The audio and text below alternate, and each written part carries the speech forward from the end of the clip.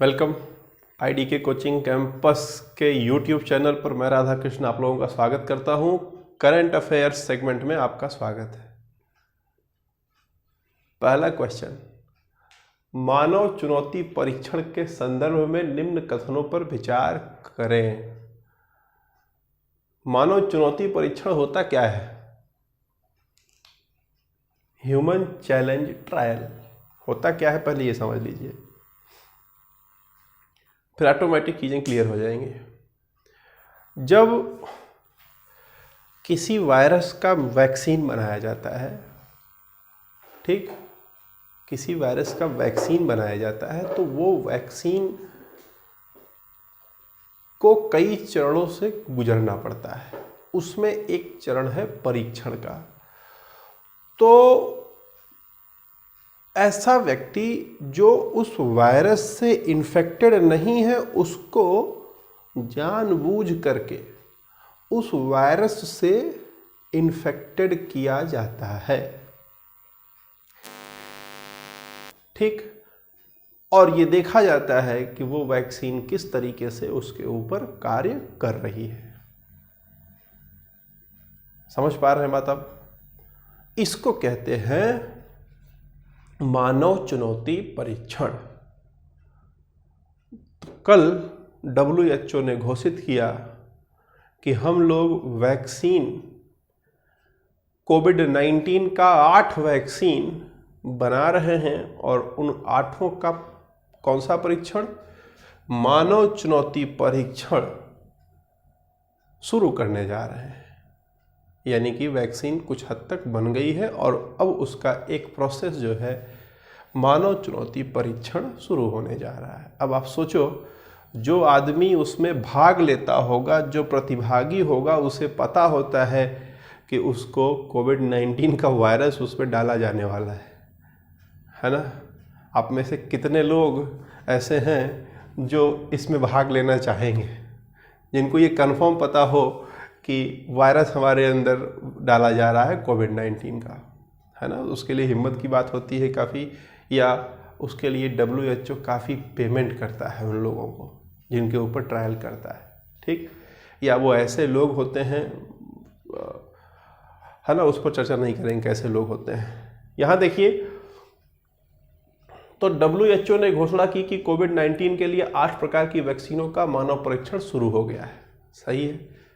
दूसरा बोलता है मानव चुनौती परीक्षण में बीमारी का अध्ययन करने और टीका का परीक्षण करने के लिए प्रतिभागियों को जानबूझकर संक्रमण के संपर्क में लाया जाता है। दोनों लाइन सही है, ठीक। तो इसलिए 1 और 2 दोनों सही है। C for cat is the correct answer for question number 1। तो चलते हैं दूसरे नंबर क्वेश्चन पर। क्वेश्चन नंबर 2 देखिए। क्वेश्चन नंबर 2 में फेसबुक शॉप के संदर्भ में निम्न कथनों पर विचार करें। ध्यान दीजिएगा, फेसबुक ने एक नया अपना फीचर लॉन्च किया है, फेसबुक शॉप। फेसबुक शॉप के माध्यम से क्या होगा कि जो छोटे व्यापारी हैं, छोटे छोटे, है ना, जो दुकानदार हैं, जिन्हें आप नाम दिया जाता है mom and pop, mom and pop stores, छोटे छोटे स्टोर्स जो हैं, वो अपनी बिक्री डायरेक्ट व्हाट्सएप, फेसबुक, इंस्टाग्राम, इन सब के माध्यम से जनता तक पहुंचा पाएँ। मैंने आपको बताया है बार बार कि अब चीज़ें बदल रही हैं भारत में, तो और तेज़ी से चीज़ें बदल रही हैं और पूरी दुनिया डिजिटलाइज हो रही है। तो इम्पॉर्टेंट ये है कि जो भी बिजनेस व्यापार हैं उन्हें डिजिटलाइज कर लेना। तो फेसबुक ये बात समझता है ना।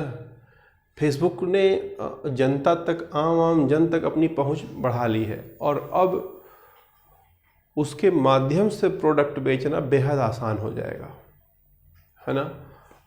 तो फेसबुक ने अपने स्ट्रेंथ को समझा है और उसने जो है एक जो है ऐप डेवलप करके इसी के अंदर जो है फेसबुक शॉप नाम से जो है लॉन्च किया।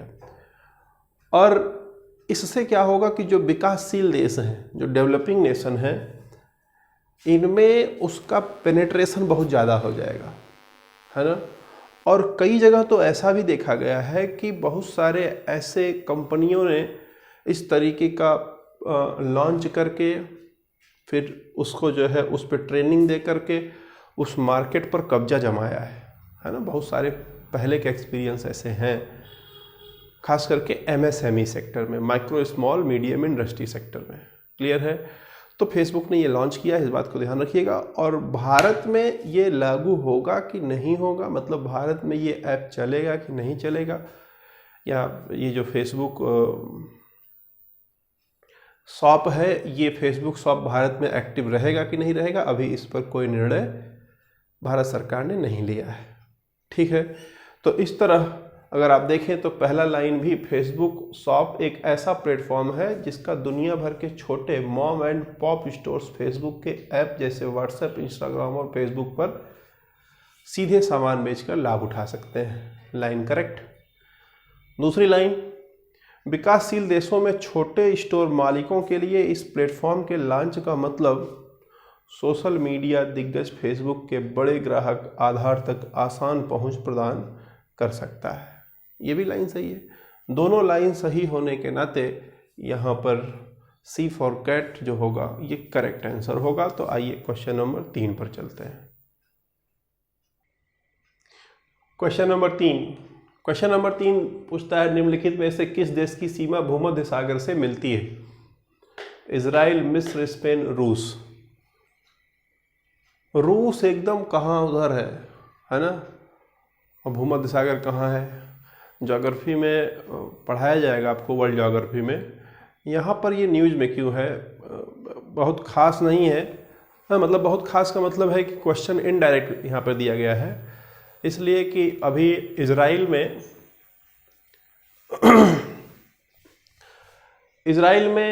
फिर से सरकार बनी है। प्रधानमंत्री बेंजामिन नेतन्याहू फिर से बने हैं। प्रधानमंत्री नरेंद्र मोदी ने उनको बधाई दिया है, इसलिए न्यूज़ में है।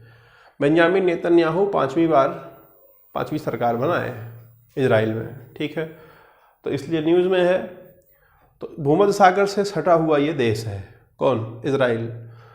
तो वही गुण और किन राज्यों में है, वही सवाल दिया गया है यहाँ पर। तो ध्यान देंगे, भूमध्य सागर है दक्षिणावर्त दिशा में। ऐसा घड़ी चलती है दक्षिणावर्त दिशा में, तो बोलता दक्षिणावर्त दिशा में सबसे पहले स्पेन है, फिर फ्रांस है, फिर मोनाको है, इटली है, स्लोवानिया है, क्रोएशिया है, बोस्निया है, फिर उसके बाद मोंटेनेग्रो है, फिर अल्बानिया है, ग्रीस है, तुर्की है, सीरिया है, लेबनान है, इजराइल है, मिस्र है, लीबिया है, ट्यूनीसिया है, अल्जीरिया है और मोरक्को है। ये इतने देश जो है दक्षिणावर्त जो है लगे हुए हैं किससे? भूमध्य सागर से। और सागर के बीच में 2 महाद्वीप हैं, कौन कौन से? माल्टा और साइप्रस। ठीक है, सागर के बीच में दो महाद्वीप हैं, माल्टा और साइप्रस। द्वीप समझ पा रहे हैं आप, है ना? समुद्री द्वीप है ना, महाद्वीप नहीं, द्वीप हैं, मतलब समुद्र के बीच में स्थल द्वीप कहा जाता है। तो माल्टा और साइप्रस द्वीप भी यहाँ पर हैं। ठीक है, तो बेसिकली अगर आप यहाँ समझें तो रूस तो इसमें दे नहीं रहा है, देखिए स्पेन है, फिर उसके बाद यहाँ पर देखिए आप इजराइल है ना, फिर और देखिए अगर आप जो है तो मिस्र है ना। ये 3 देश यहाँ दिया हुआ है, तो 1, 2 और 3, तो ये सही है। चौथा इसमें नहीं है, मतलब चौथा रूस जो है वो, देखिए ये भारत है, भूमध्य सागर इधर है, रूस यहाँ है, तो इसलिए मतलब जो है आप ये क्लियरली कह सकते हैं कि रूस उसमें नहीं है। ठीक है, तो 1, 2 और 3 सही है, ऑप्शन ए। ठीक है, तो आइए क्वेश्चन नंबर 4 की ओर चलते हैं। क्वेश्चन नंबर 4 देखिए, क्वेश्चन नंबर 4 में भारतीय खाद्य प्रसंस्करण प्रौद्योगिकी संस्थान IIFPT खाद्य प्रसंस्करण में अनुसंधान और शिक्षा को बढ़ावा देने के लिए एक प्रमुख राष्ट्रीय संस्थान है। इसका मुख्यालय कहाँ स्थित है? IIFPT का मुख्यालय क्यों न्यूज़ में है? IIFPT ध्यान दीजिएगा, IIFPT ने अभी ये कोविड-19 में लोगों का प्रतिरोधक क्षमता बढ़ाने के लिए कुछ खाद्य पदार्थ डेवलप करना शुरू किया है ना। ऐसे खाद्य पदार्थ जो लोगों के अंदर जो प्रतिरोधक क्षमता है उसको बढ़ाएंगे, ठीक है। तो वो डेवलप करना शुरू कर दिया है। तो इसलिए ministry of food processing industry ने इस काम की सराहना की है, ठीक है। ये IIFPT स्थित है तमिलनाडु के तंजावुर जिले में, तमिलनाडु के तंजावुर, है ना, तांजोर भी कहा जाता है। इसी तंजावुर जिले में अगर आप समझें तो इसी तंजावुर जिले में बृहदेश्वर मंदिर है ना, बृहदेश्वर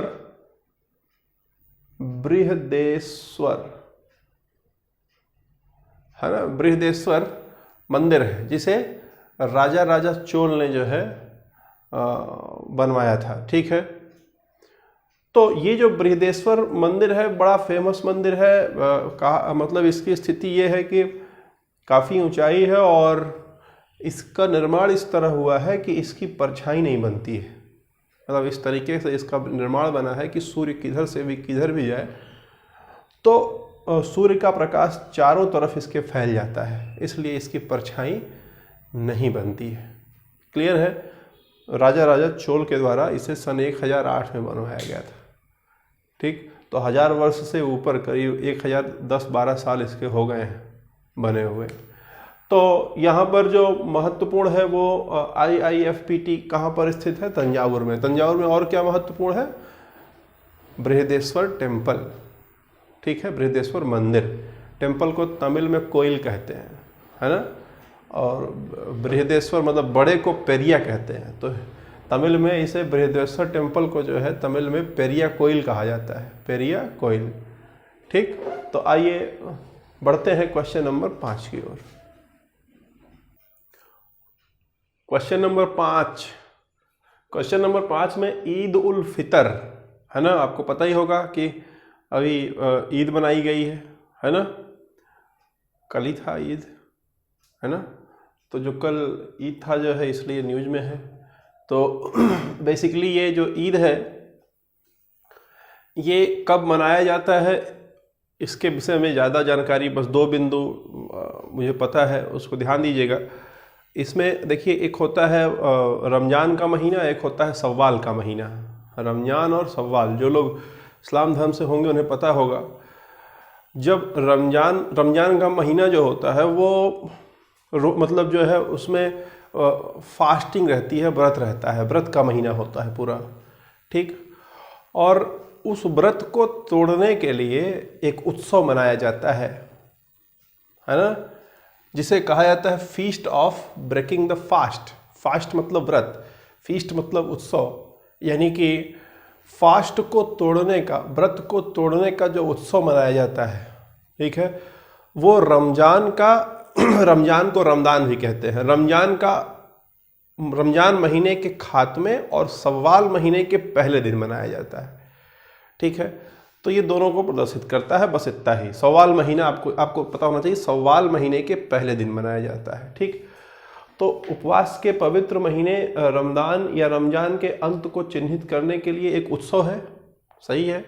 दूसरा, यह सव्वाल के महीने में पहले दिन मनाया जाता है, ये भी लाइन सही है। दोनों सही होने के कारण C for cat is the correct answer.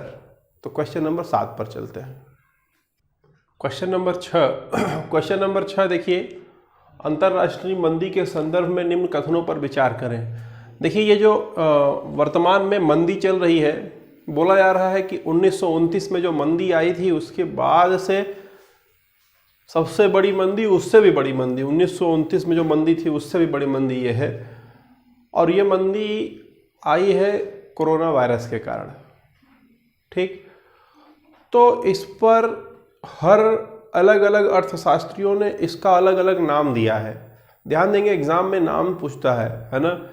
जैसे आपने सुना होगा, एक नाम है स्टैगफ्लेशन, तो इस तरीके से नाम पूछता है ना। तो यहाँ पर कल आईएमएफ ने एक नाम बोला है, बोला कि ये जो इकोनॉमी स्लो डाउन हुआ है वो इकोनॉमिक स्लो डाउन का नाम ग्रेट लॉकडाउन रखा जाएगा। किसने बोला? आईएमएफ ने। ऐसे ही कई अर्थशास्त्री हैं। मॉर्गन स्टैनली ने कहा कि ग्रेट कोविड-19 रिसेशन कहा जाएगा, GCR। एड यार्डनी ने कहा ग्रेट वायरस क्राइसिस कहेंगे हम लोग इसे, GVC कहेंगे। और डेविड मैकविलियम्स ने इसका नाम दिया है पंडेशन। ठीक है, तो लोगों ने अपने अपने हिसाब से नाम दिया है, जिसमें से ये दोनों बेहद इंपॉर्टेंट हो जाते हैं। ग्रेट लॉकडाउन आईएमएफ के द्वारा दिया जाता है और डेविड मैकविलियम्स के द्वारा जो है पंडेशन नाम दिया गया है। ये दोनों आप याद रखिएगा, है ना, यही दोनों एग्जाम में, इसमें दोनों में से कोई एक पूछेगा। ठीक है, ये लेस इंपॉर्टेंट है, तो ध्यान दीजिएगा। यहां पर बोलता है आईएमएफ ने ग्रेट लॉकडाउन वाक्यांश का उपयोग यह बताने के लिए किया कि नोवेल कोरोना वायरस के कारण विश्व अर्थव्यवस्था कैसे उलट गई है। सही है। दूसरा, पंडेशन एक नाम है जिसे अर्थशास्त्री डेविड मैकविलियम्स ने कोविड-19 महामारी के कारण ग्रेट डिप्रेशन के बाद से वैश्विक विकास में सबसे गहरी मंदी दिखाने के लिए सुझाया है। ठीक है, तो ध्यान दीजिएगा यहाँ पर ग्रेट डिप्रेशन 1929 में आया था। ठीक, उसके बाद से सबसे बड़ी मंदी जो दिखाई दे रही है वो अब दिखाई दे रही है, उसको पंडेशन नाम दिया है। किसने? डेविड मैकविलियम्स ने। ठीक है, तो दोनों लाइन सही है, इसलिए सी फॉर कैट जो होगा इसका करेक्ट आंसर होगा, है ना। तो क्वेश्चन नंबर 7 की ओर बढ़ते हैं। क्वेश्चन नंबर 7 देखिए। क्वेश्चन नंबर 7 में दिया हुआ है विश्व सिजोफ्रेनिया दिवस, है ना। देखिए सिजोफ्रेनिया है क्या? बोलते हैं कि सिजोफ्रेनिया एक मानसिक विकार है जिसमें जो इंसान है वो एक तरह का मानसिक रोगी हो जाता है। उसमें क्या होता है कि वो किसी सोच, किसी धारणा का शिकार हो जाता है, या कुछ ऐसे समझें कि अपने ही प्रति किसी भाषा या अपने ही प्रति किसी व्यवहार को लेकर के वो उससे ग्रसित हो जाता है और उसी में लिप्त रहता है। ठीक है, तो उसे कहते हैं सिजोफ्रेनिया कहते हैं। ठीक है, तो सिजोफ्रेनिया 24 मई को विश्व सिजोफ्रेनिया दिवस मनाया जाता है, इसलिए न्यूज़ में है कि कल 24 मई था। अब यहाँ अगर देखें तो भारत के संदर्भ में बोलता है कि भारत के संदर्भ में जो पॉपुलेशन है उस पूरे पॉपुलेशन में 0.5% से लेकर के 1.4%, 0.5% से लेकर के 1.4% तक लोग सिजोफ्रेनिया के शिकार हो चुके हैं, है ना। यानी कि वो अलग ही ख्यालों में रहते हैं, अपना एक उनका अलग दुनिया रहता है। ठीक, तो यहाँ पर अगर आप देखेंगे ऑप्शन में तो 24 मई को विश्व सिजोफ्रेनिया दिवस के रूप में मनाया जाता है, लाइन सही हो गया। दूसरा बोलता है सिजोफ्रेनिया एक मनोविकार है, एक प्रकार की मानसिक बीमारी है जो सोच, धारणा, भावनाओं, भाषा, स्वयं के व्यवहार और व्यवहारों में विकृतियों की एक विशेषता है। ठीक है, तो दोनों सही है, इसलिए सी फॉर कैट जो होगा इसका करेक्ट आंसर होगा। तो आइए क्वेश्चन नंबर 8 पर चलते हैं। क्वेश्चन नंबर 8 दिया हुआ है राजीव गांधी किसान न्याय योजना। राजीव गांधी किसान न्याय योजना निम्न में से किस राज्य सरकार द्वारा घोषित किया गया एक नया आय समर्थन कार्यक्रम है? अब आप देखिए, राजीव गांधी के नाम पर कोई काम कौन सी सरकार कर सकती है? क्या बीजेपी की सरकार करेगी या कांग्रेस की सरकार करेगी? तो अगर आप यहाँ समझें तो इन चारों प्रदेशों में यहाँ बीजेपी की सरकार है, यहाँ बीजेपी की है, यहाँ बीजेपी की है, तो जाहिर सी बात है कांग्रेस की सरकार छत्तीसगढ़ में है, इसलिए राजीव गांधी से संबंधित कोई कार्यक्रम अगर होगा तो कांग्रेस लेड गवर्नमेंट में ही होने वाला है। बीजेपी से होगा तो अटल बिहारी वाजपेयी नाम होगा, पंडित दीनदयाल उपाध्याय नाम होगा, ऐसे नाम होंगे ना। तो स्पष्ट है यहाँ ऑप्शन से छत्तीसगढ़ होगा। इसमें हुआ ये है कि छत्तीसगढ़ सरकार ने 13,000 रुपये प्रति वर्ष प्रति एकड़, अच्छा खासा रकम है ये, 13,000 रुपये प्रति वर्ष प्रति एकड़, मतलब 1 एकड़ में लगभग 1.5 बीघे के आसपास होता है, या यूँ कहें कि लगभग 30 बिस्वा के आसपास, एग्जैक्टली हमें फिगर नहीं पता है, उतना होता है। अब उसमें खेती करने के लिए 1 साल पे 13,000 रुपये सरकार दे रही है, जिससे कि लोग खेती उसमें कर सकें। न्यूनतम मतलब एक तरह से समर्थन दे रही है, ठीक है, आय समर्थन दे रही है। तो अच्छा खासा मतलब ये क्या कहते हैं, अच्छा खासा समर्थन मतलब पैसा है कि मतलब कि 13,000 रुपया पर्याप्त होता है खेती करने के लिए 1 एकड़ में, ठीक। तो राजीव गांधी किसान न्याय योजना छत्तीसगढ़ में शुरू किया गया है, ठीक है। तो ऑप्शन सी करेक्ट है। क्वेश्चन नंबर 9 पर चलते हैं। क्वेश्चन नंबर 9 में देखिए लिखा हुआ है, हाल ही में समाचारों में देखा गया जारदुल आम, है ना, आम की वैरायटियों में एक आम ये भी है जारदुल आम, है ना, निम्न में से किस स्थान में जुड़ा हुआ है जो अपनी अनोखी खुशबू के कारण विश्व में प्रसिद्ध है और इसे जीआई टैग भी प्राप्त है। जीआई टैग मैंने बताया है ज्योग्राफिकल इंडिकेशन, यानी कि किसी विशेष ज्योग्राफी में या किसी विशेष भौगोलिक स्थिति में वो पैदा होता हो, है ना, तो उसे ज्योग्राफिकल इंडिकेशन का टैग मिलता है ना। चेन्नई में इसका मुख्यालय है जीआई टैग देने वालों का। अब यहाँ पर आप समझें कि न्यूज़ में क्यों है ये जारदुल आम। ध्यान दीजिएगा,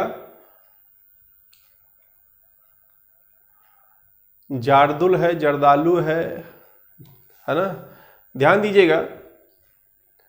ये जो जारदुल आम है, जारदुल आम और शाही लीची, ध्यान दीजिएगा, बिहार की बागवानी विभाग, बिहार सरकार की बागवानी विभाग और भारत सरकार का डाक विभाग, इन दोनों ने कोलैबोरेशन किया है और ऑनलाइन डिलीवरी पटना, भागलपुर, मुजफ्फरनगर में शुरुआती चरण में ऑनलाइन डिलीवरी लीची और जारदुल आम की डिलीवरी के लिए ऑनलाइन पोर्टल शुरू किया है, जिसमें ये बोला गया कि लीची का ऑर्डर कम से कम 2 किलो होना चाहिए और जारदुल आम का ऑर्डर कम से कम 5 किलो होना चाहिए, तो उसको उनके यहाँ तक डिलीवर कराया जाएगा, ठीक है। तो इसलिए ये न्यूज़ में है ना। जारदुल आम बेसिकली भागलपुर का है, ठीक है, बिहार में भागलपुर है, और शाही लीची जो है बिहार के मुजफ्फरनगर जिले की फेमस चीज़ है, ठीक है। तो बेसिकली जो ये जारदुल आम है, जारदुल आम को जीआई टैग भी प्राप्त है ना। तो यहाँ पर अगर आप समझेंगे ऑप्शन में देखिए भागलपुर, कांगड़ा, श्रीनगर, नासिक, तो इसमें ऑप्शन ए भागलपुर सही है, ठीक है। तो बढ़ते हैं क्वेश्चन नंबर 10 की ओर।